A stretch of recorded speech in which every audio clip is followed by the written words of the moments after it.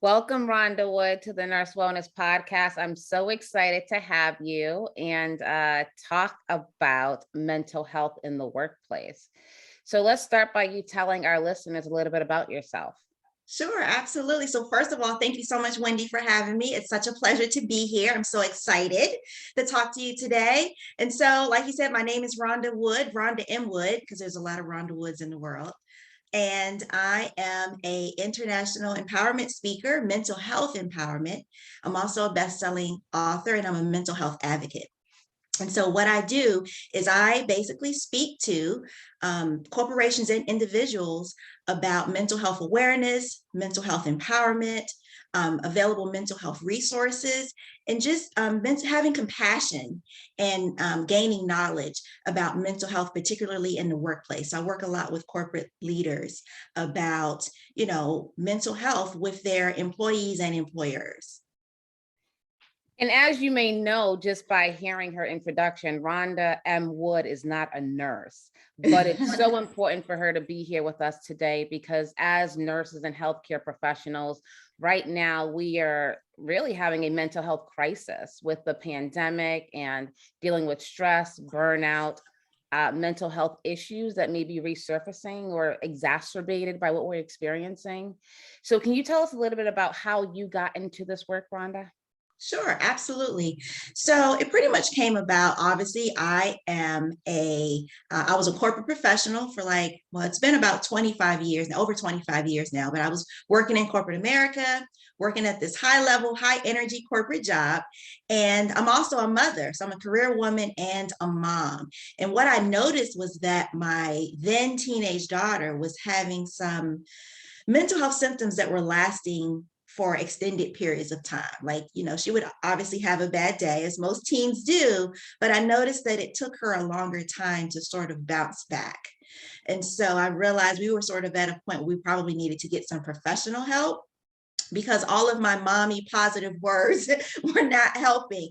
And I think, as probably many parents know, that whenever our children are hurting, we want to be the ones to save the day, take the boo-boos away. And I realized, okay, I'm going to have to, get some professional support here. So I noticed that she was having long bouts of sadness. So she was eventually diagnosed with depression. She was diagnosed with anxiety, and then also a mood disorder. And she even had suicidal ideation. She had thoughts of just not wanting to be here anymore. So it was pretty serious. And I definitely knew that I needed someone to step in to be able to help and support not only her, but me as well. So I can know how to best, look what symptoms to look out for and sort of what our next steps were. So from that, the individual therapist that we were seeing for her made it very clear that she might benefit from seeing the therapist on a more regular basis, so psychotherapy, but also maybe a short hospital stay so she can, get some 24-hour care. And then there was also support needed for me. Like I needed therapy, I needed support groups, and things of that nature. So trying to deal with that and show up at a 9-to-5 job and give my best became a challenge. And the reason it was hard is because in many instances in the workplace, I was sometimes the only woman in certain environments. And sometimes I was the only person of color or not very many. And so it was really hard for me to speak up and say, hey, things are difficult and I need help, because I felt like that was a sign of weakness. I felt like I really wanted to look like I could handle it. And so I was trying for the longest time to just be able to, Rhonda, look in control and in charge and like you can handle things. But it got to the point where I just had to say, hey, this isn't working. Went to my then supervisor and said, I think I need to take some time. And he agreed. Obviously, I was having difficulty coming in on time, or there were times when I would come in and I would have to leave, or there were times when I would have to leave early, or there were times when I just couldn't come in at all. So it was definitely starting to affect me at the workplace. And then I think because the job was such an in-demand job, as you know, you definitely have to give your 100% there. I felt like my mind wasn't there a lot. I was starting to become sad. I was starting to become discouraged. I was stressed. I was overwhelmed, trying to balance motherhood and a career and mental health of myself and my daughter. So it became a lot. So that's sort of how I sort of came into this mental health advocacy space. And I simply started just sharing my story publicly. You brought up two really important points. One is something in your personal life changed and shift, right? That really impacted your professional life. And the second part of that is that you felt that you had to still perform at this high level and that you couldn't reach out for help or support. I think that definitely aligns with what we're going through in nursing. We're in the middle of a global pandemic. We've never really experienced anything like this, in that we have had shifts in our personal and professional lives. So I think one is awareness. That's what it makes me think of, being aware of what you're going through personally, how it may be impacting you professionally. And in that same vein, also leaders being aware that these shifts are happening and possibly assessing employees for them. What would you say to an employer who may be listening on how they can start the conversation regarding possible mental health or just well-being with their employees who may be experiencing different shifts in their lives? Sure, absolutely. So one of the things that I would love to share with employers is that your employees are not going to show up 100% and be able to give, at their highest level every single workday. I think it's acceptable to say everyone has bad days. Everyone has difficulties. Everyone has a life outside of the workplace. And so there are going to be, those ups and downs, those good days, those bad days, and things of that nature. But I think more importantly is to sort of, have some compassion, have some understanding, and have some awareness. Where people who might struggle with mental health or stress or being overwhelmed, and things that come with demanding careers such as nursing, particularly during a pandemic. There is going to be times when employees may need to step away. There are going to be times when employees may have difficulty balancing their personal and professional life. There are going to be times when they may need to come to you and ask for things, such as time off, or a little, or maybe an extension, or things of that nature. And so in those instances, not to view the employees as lazy, not to view them as, well, we tried to believe in this person and it just didn't work out, not to try and replace the person, not to try and diminish the person or what they're going through. But that it's really important to have the compassion, to have the understanding, to have the awareness, knowing what mental health is, and knowing that different people wear it different ways. I think that's so important. There are a lot of people who it might show on the outside that they are going through things. I have people tell me all the time, well, you don't look like you've had depression, or you don't look depressed. You don't look overwhelmed. You don't look stressed. You don't look like you're anxious. You don't look nervous. You don't look scared. But different people carry it different ways. And it doesn't mean that it's not there. There are people who have disabilities that are very obvious. It's visible. And then there are people who have disabilities that aren't.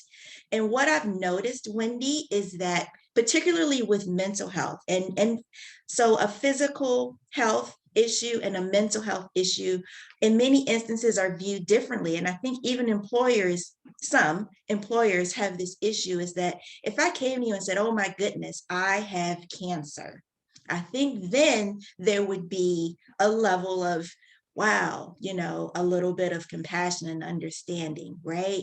We would probably do a bake sale and a fundraiser and cards and calls and text message and are you okay and what do you need?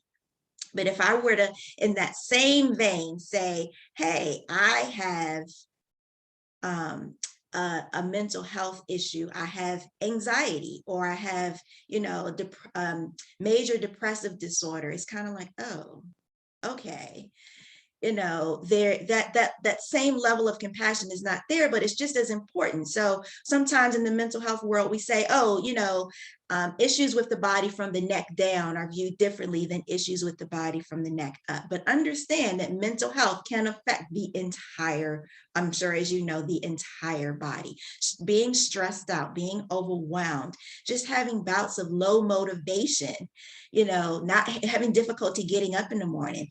And also understand, in my case, I was actually functionally depressed. So no, I didn't wear it on the outside, but I still had difficult days.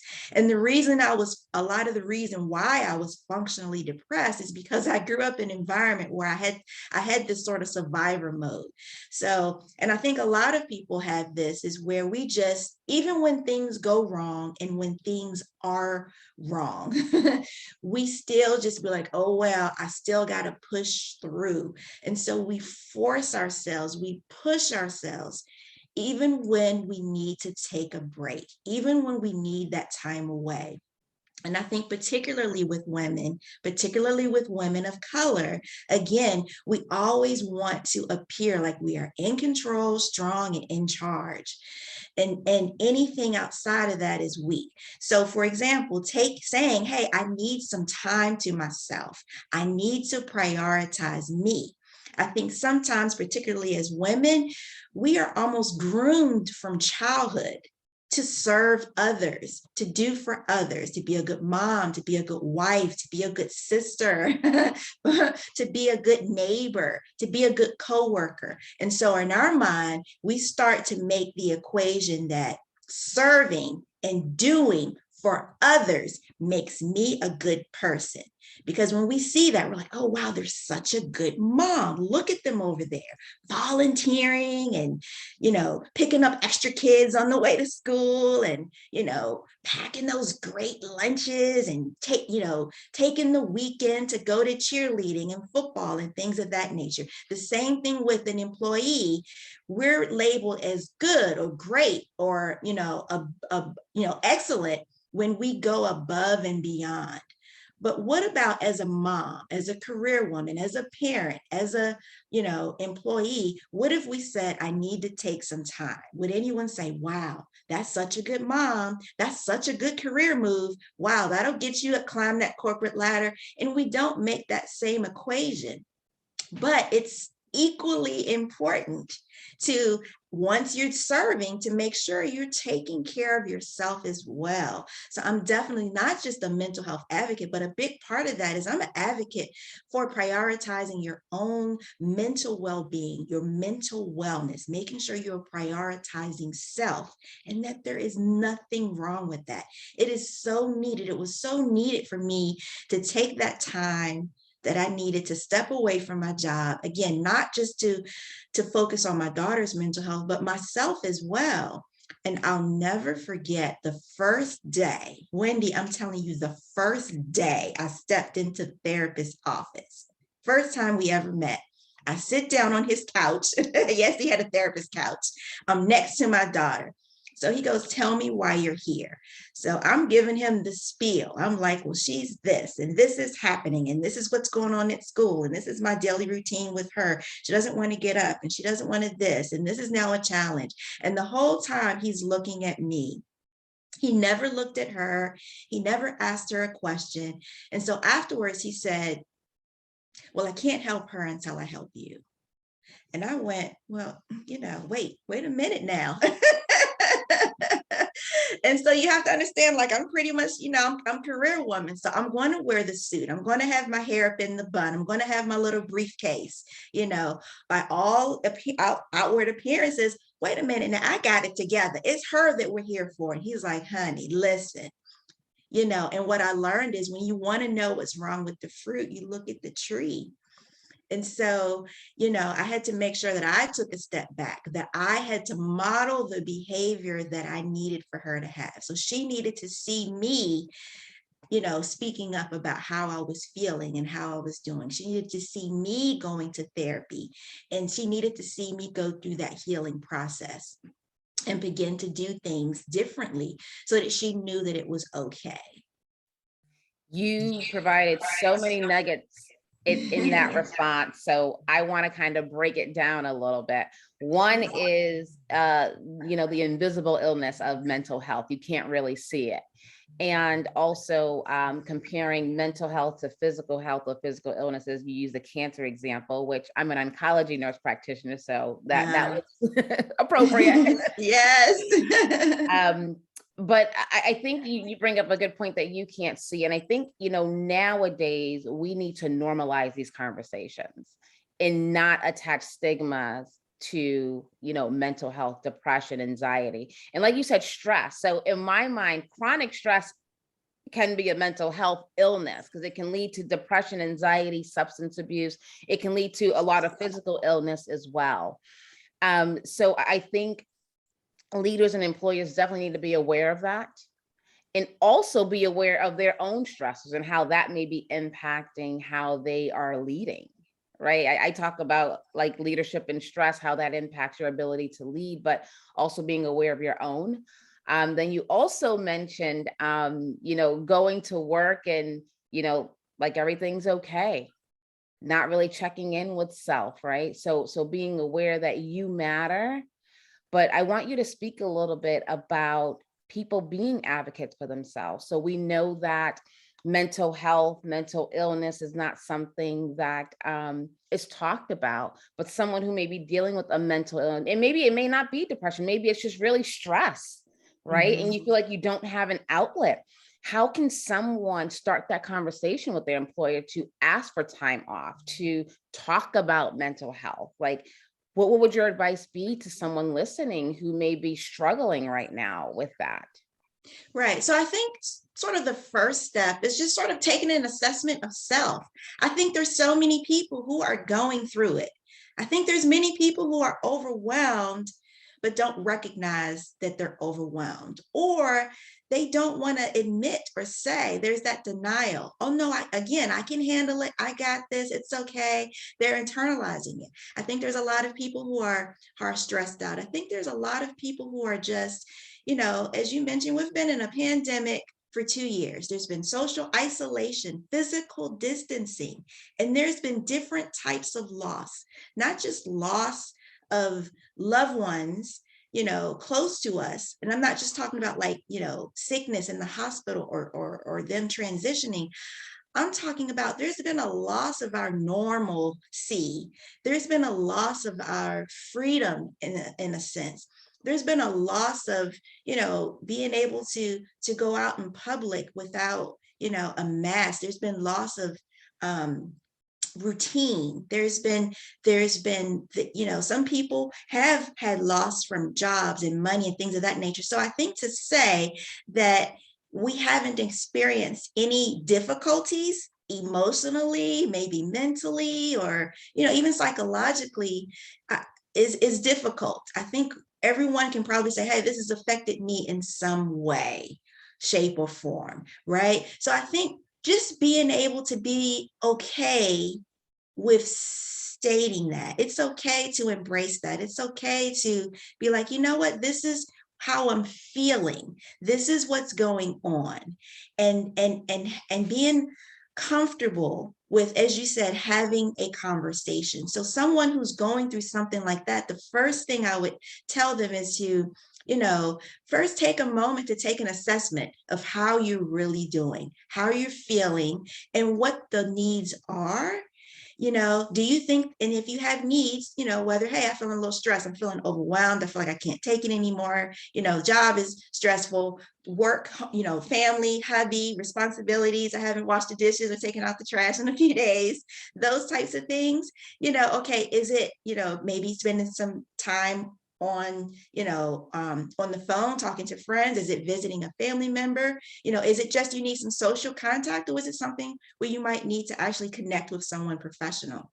you know, and for me, because I realized it was affecting my professional life, my personal life was affecting my professional life, I realized, hey, I need to let someone know here so that they don't think that, wow, is she just like not working? Is she not working just because she's, is this what's affecting her work performance here? And so I had to have that sort of open dialogue. And not only did I say, hey, I have some things going on at home, but I was very specific. I was like, these are mental health issues, and that was a difficult conversation. It was difficult for me to speak up, but it was necessary. And I felt like it was one of the best decisions that I made, and having that and speaking up and having that. And again, I get it. A lot of us, we don't want to look weak, or we don't want to look like we don't have it together, but that was necessary for me. That was a necessary first step for me. So anyone listening, I would say, have the courage, step out there, take an assessment of where you are, what's going on, and what your needs are. And then don't be ashamed or embarrassed, because again, that stigma, the secrets, the silence, the shame, the stigma, those are all things that hold us back. And what happens is, we'll continue to feel ostracized, because we'll feel like, oh, I'm going to be attacked if I speak. And so and we'll continue to struggle in silence. And that's not what we want, because eventually those issues are going to grow, and eventually they're going to come to the surface. I always make the comparison to trying to hold a beach ball underwater. It's going to keep every time it kind of comes to the surface, and we try and keep holding it back down. And that's what happens when we sort of suppress, what we're going through and what's, going on in our lives, and not speaking up about it. I am a huge component of healing out loud. I call it healing out loud. Honey, speak up. And because what I learned is that just me sharing my story about my own mental health issues, and I shared how I woke up with depression and anxiety. I rode to work with it. I felt like it was sitting in the seat right next to me. I felt like when I walked in my office, it was right there waiting for me. I felt like it was always with me everywhere I went. I feel like there were times when I wanted to speak up, and I feel like it had its hands around my neck, preventing, like, don't speak up, because this might happen. This might happen. You got to support your family, girl. You got to buy them groceries. You got things to do. You don't have time for this. And I think we do ourselves a disservice when we say we don't have time for ourselves. We have to make time for ourselves, just like we make time for everything and everyone else. Absolutely. I totally agree with that. Because if we are not whole, it's hard for us to give our best to our work, to our family, to everyone. So I totally agree with that. So I also think this is a great time for individuals who may be experiencing mental health to speak up, because this is a time we can change, right? We've never experienced anything like this. And like you said, everyone's going through it. So this is a time where you could be a change agent, right? You can blaze a trail for, your place of employment by speaking up. And you may be the voice for so many people who may be suffering in silence. So definitely saying something is essential. And I also think, just for employers too, and let me know your thoughts on this, I think it's important to have a connection with your employees. So it's easier to have that conversation, because sometimes employers and employees are just so distant, they don't have that connection, and we are communicating without the connection, that it's hard. It may be hard to have the conversation with your employees, and it may be hard for the employee to come to the employer and say, hey, I am struggling. So I think connection is so important. And you brought up a good point of doing that self-assessment of self, and, where am I? What do I need? Who do I need? And how can I get that and honor myself for that? So I think that's essential. And I also think, with the high stress and everything going on, that some people, and I think this is more so for employers or leaders who are listening, that your employees may already have a history of mental health issues that are exacerbated now, right? So you may not be aware of that, right? Because we don't talk about it, it's invisible, you can't see it, but just being mindful of that. So important. Rhonda, before we wrap up, I want to take you through a rapid fire before we go. So just an FYI on that.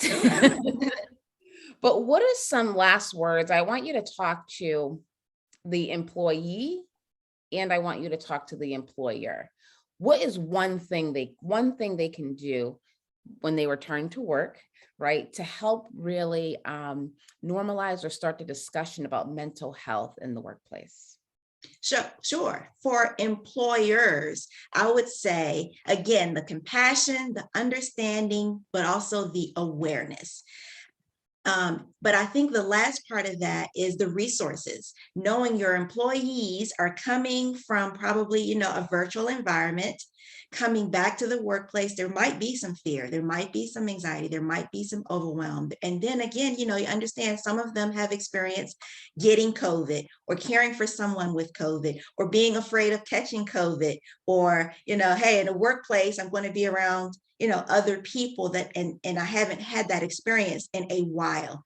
Taking all of those things into consideration, providing resources. So whether that's, people to be able to talk to, people to be able to, or, different types of other resources, such as, mental health specialists, people who specialize who you can talk to. I know some employers or companies have, employee assistance programs where you can have, sort of that outlet.